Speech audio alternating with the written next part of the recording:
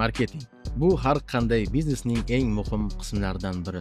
Aynan marketing orqali kompaniyalar o'z mahsulotini odamlarga tanitadi va sotuvlarni amalga oshiradi. Bu yo'nalishda o'qib, siz kompaniyalarni rivojlantiradigan mutaxassisga aylanasiz. O'qishni bitirganingizdan keyin esa SMM menejer, digital marketolog, brend menejeri, kontent yaratuvchi, marketing bo'limi boshlig'i bo'lib ham ishlashingiz mumkin.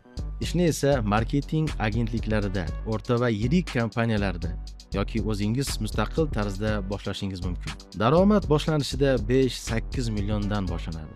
1-2 yilda 12-20 millionga chiqadi. Kuchli mutaxassislar 30 million va undan ham yuqoriroq daromad qilishadi.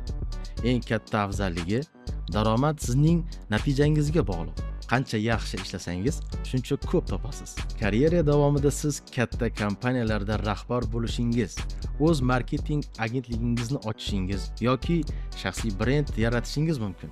Shuningdek, yirik kompaniyalarning top menejerlari asosan marketing sohasida o'qigan mutaxassislardan yetishib chiqadi. O'qish davomida siz marketingning barcha yo'nalishlarini, strategiya tuzish, kontent yaratish, mijoz jalb qilish va sotuvni oshirishni amaliy tarzda o'rganasiz. Eng muhimi, 2-kursdan boshlab real loyihalarda ishlaysiz.